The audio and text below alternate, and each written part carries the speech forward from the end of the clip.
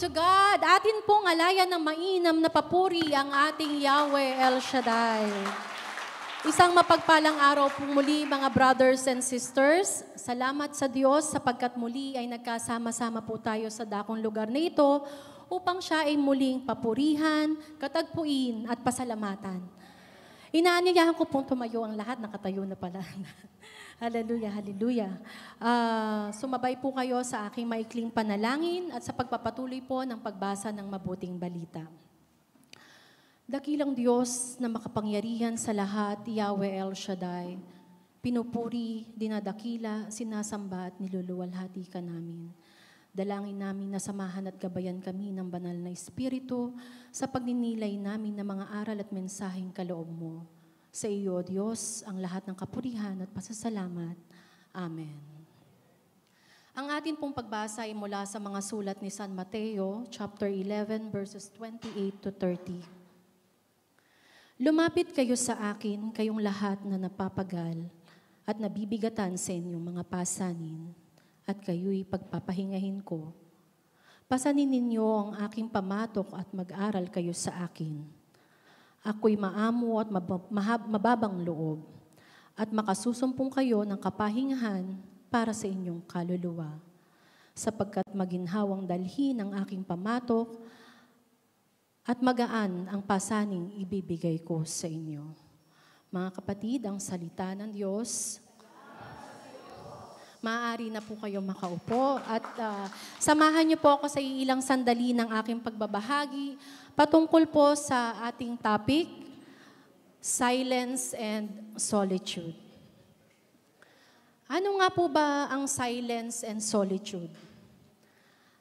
Ang silence po sa ating wika ay pananahimik. Ito ay hindi lamang literal na kawalan ng ingay sa paligid natin, kundi ito ay isang paglalaan ng katahimikan ng puso at ng isipan upang lumikha ng puwang kung saan maaaring mawala ang mga abala at distractions. Ang dulot po ng mga labis na ingay or distractions ay kawalan ng focus. Kaya po tayo ay nakakaramdam po minsan ng pagkarindi, pagkainis, pagkagalit, pagkapagod. Hindi lamang po sa mga literal na ingay ng ating paligid, kung hindi ito po yung mga distractions, gaya ng kaguluhan, kabigatan, at pagsubok ng buhay. At kadalasan po, ang tao'y napapagod. At meron po tayong dalawang choices para mag-react. Iyon po is either tayo ay mag-ingay or manahimik.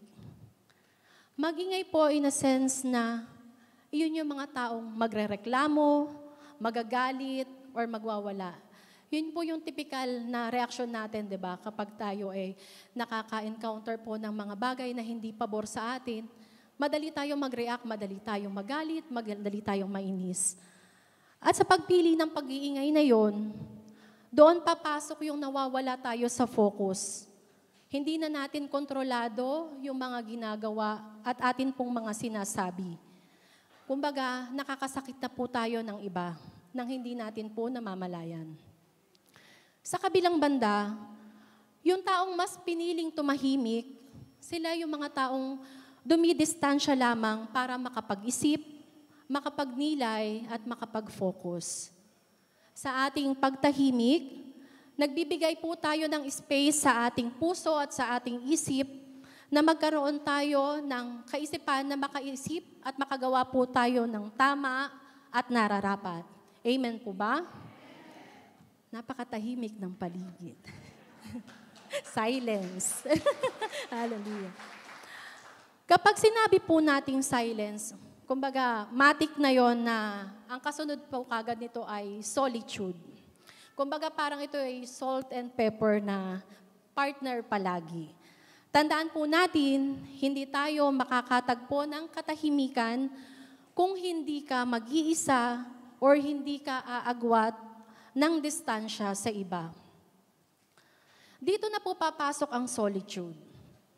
Ito po yung pansamantalang pagpili upang dumistansya at maging mapag-isa na may layunin upang makapagnilay. Kumbaga, gagawin natin ito dahil meron po tayong purpose. At yung purpose po na yon is makapag-reflect po tayo. Sino nga ba yung mga taong pinipiling mapag-isa? Sila yung mga tao na nais makasumpong ng katahimikan. Silang mga napapagod at silang mga nagnanais na makapag-reflect sa buhay.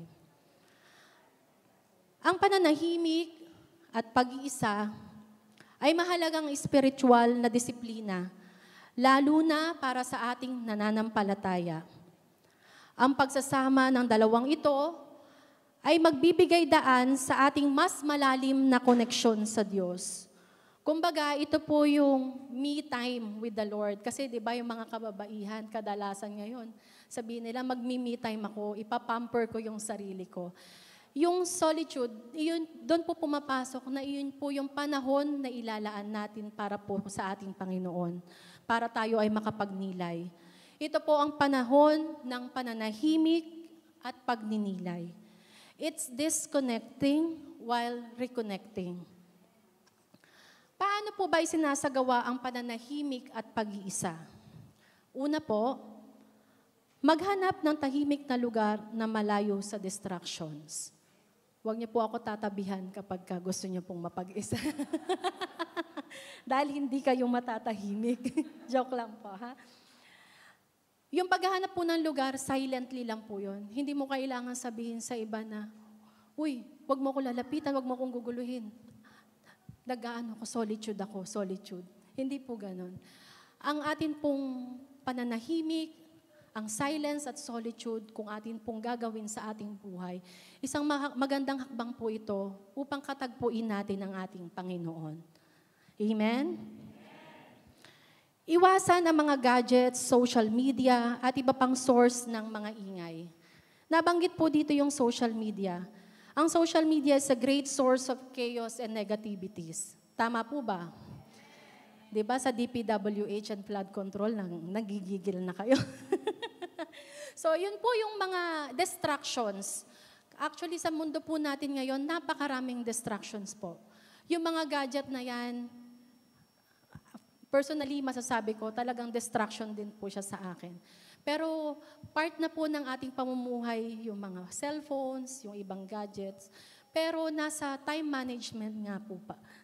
Nasa time management at kung paano po natin babalansehin ang ating oras para sa Panginoon, oras para sa ating sarili, oras para magamit mo yung ibang bagay na makamundo.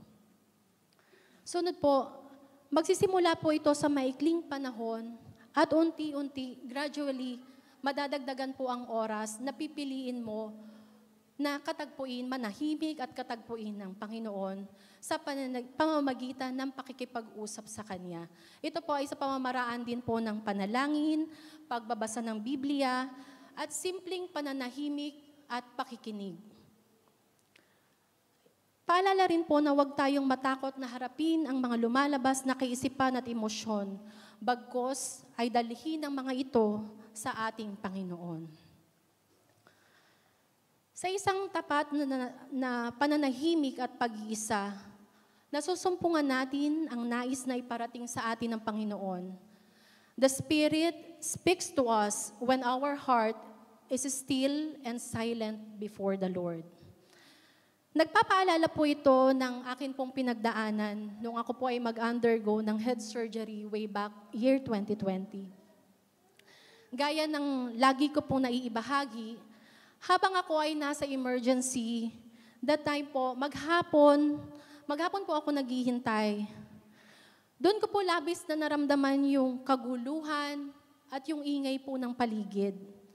Mga oras na hindi ko po alam kung malalampasan ko po ba yung kinasadlakan kong sitwasyon. Pero sa gitna ng napakaraming distractions, hindi ko po makakalimutan nung nakapag-isa ako sa Panginoon sa pamamagitan po ng panalangin. Sinabi ko, Lord, tinatanggap ko kung ano man po ang aking sitwasyon ngayon. Hindi po kita kukwestiyonin. Subalit, isa lamang po ang hiling ko. Samahan mo po ako habang tumatawid po ako sa sitwasyong ito at huwag mo po akong pababayaan. At doon ko po naramdaman na nangusap ang Panginoon through Psalm 46:10. Be still and know that I am God. Tapat ang Diyos sa kanyang mga pangako sa atin. Hallelujah, hallelujah. Sa ating buhay espiritual at pananampalataya, minsan na-overwhelm po tayo sa pagod at ingay po ng ating paligid. Nagdudulot ito sa atin ng kapagurang pisikal, kapagurang ng isip, pati na rin ng kalungkutan. Sa ganitong pagkakataon, mas inaatake po tayo ng kalaban dahil doon po nararamdaman natin ang ingay dahil lahat po ng negativities ay pumapasok. Nililinlang po yung ating isip. Ito po ang isang paalaala na pwede po tayong mag-pause or huminto pansumandali upang magnilay. Hindi ito upang tumalikod at hindi na magpatuloy. Yun lamang po mga kapatid. Inaanyayahan ko po kayo na magsitayo lahat at sama-sama po natin bigkasin ang aklat ng mga awit. Kaluluwa ko, maghihintay kang tahimik sa Diyos lamang, sapagkat ang aking pag-asa ay mula sa Kanya.